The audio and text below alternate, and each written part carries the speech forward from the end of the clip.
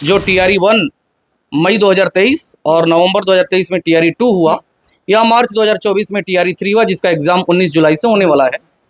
इसमें 3 ऑप्शन के अलावे 2 ऑप्शन और हैं, डी और ई। डी और ई क्या है वो डी ऑप्शन? डी और ई में ऑप्शन में होगा कि एक से अगर अधिक होगा, आपको ऑप्शन दिखाई दे रहा है। जैसे एक छोटा सा एग्जांपल देख रहे हैं हम क्वेश्चन में, तो एक से अधिक अगर आंसर आपको दिखाई दे रहा है तो ऑप्शन होगा डी। ऊपर में कोई भी ऑप्शन अगर सही नहीं आपको दिखाई दे रहा है तब होगा ऑप्शन ई। अब रही सही बात ये कि डी ऑप्शन पर कब जाएं और ई ऑप्शन पर कब जाएं। तो ई ऑप्शन पर जाने के लिए आपके पास 100% कॉन्सेप्ट आपको पता होना चाहिए। और ये प्रश्न पूछ करके आप लोगों ने कई लोगों का भला भी किया है, और मेरे पास जितना अनुभव है वो बता रहे हैं।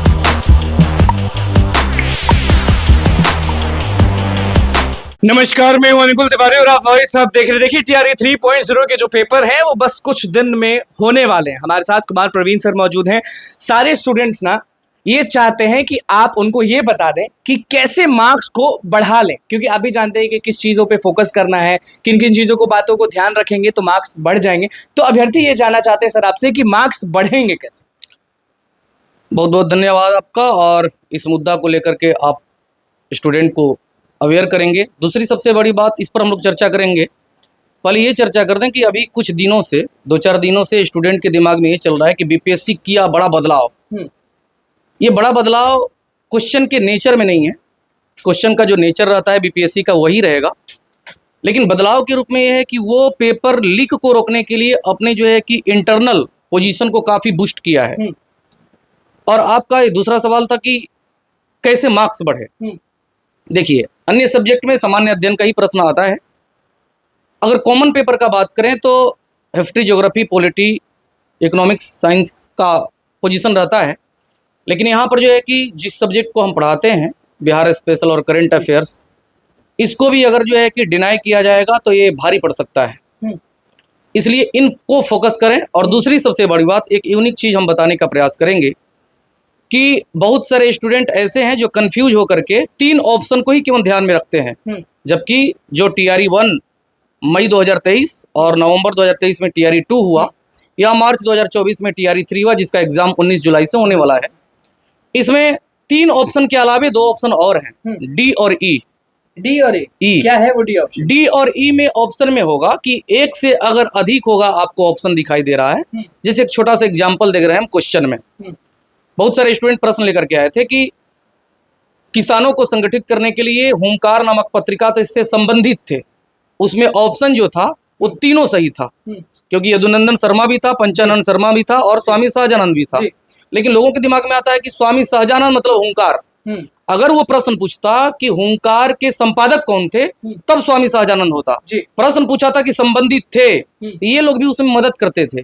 तब आंसर हो गया एक से अधिक। तो एक से अधिक अगर आंसर आपको दिखाई दे रहा है तो ऑप्शन होगा डी।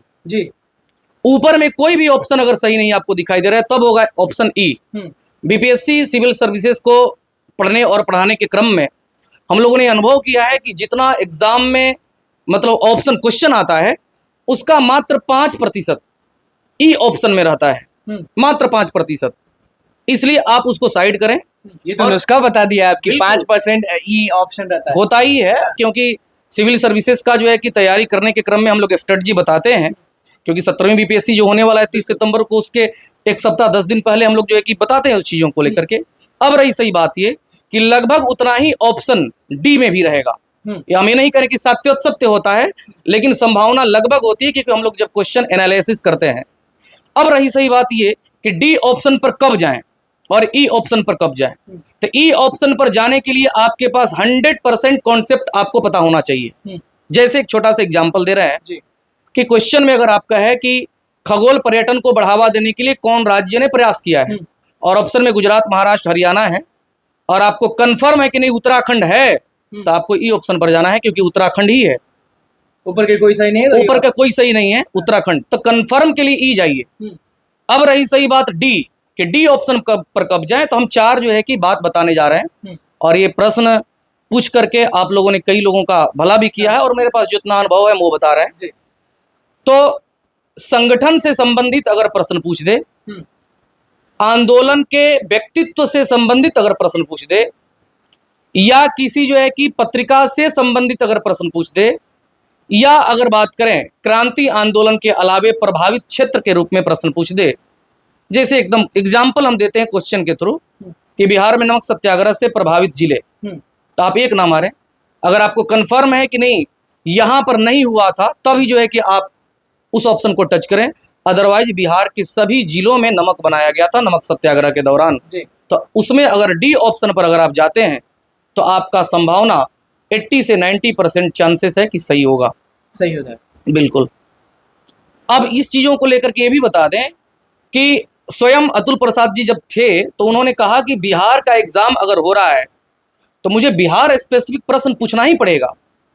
ये बात का लेकर के संभावना मुझे जहां तक उम्मीद है कि करंट अफेयर्स और बिहार स्पेशल का अगर क्वेश्चन कुल नहीं तो कम से कम जो है कि 10 से 12 प्रश्न जरूर रहेगा। करंट अफेयर्स की बात हो रही है तो करंट अफेयर्स में किन बातों को ध्यान दिया जाएगा और कहाँ के करंट अफेयर्स एकदम पकड़ बनाना पड़ेगा कि करंट अफेयर्स में माहिर हो जाए? 15 मार्च 2024 को जो एग्जाम हुआ था TRE 3 का, उसमें अगर देखा जाए तो 2 महीने पहले का, यानी अगर बात किया जाए दिसंबर जनवरी का ज़्यादा प्रश्न था, तो एग्जाम के 2 से 3 महीने का ज़्यादा फोकस किया जाए। लेकिन हमने बहुत सारे जगहों पर जो पढ़ाए हैं करंट अफेयर्स, उसमें कंप्लीट लगभग 8 से 9 महीना का हम करंट अफेयर्स पढ़ाए हैं, जिसमें फरवरी से लेकर के और मई तक का पूरी फोकस किए हैं। इसलिए एग्जाम के 3 महीने पहले का जो है कि करंट अफेयर्स एक एक चीज़ विशेष रूप से बिहार स्पेसिफिक करंट अफेयर्स को भी करंट अभ्यर्थी ध्यान दे।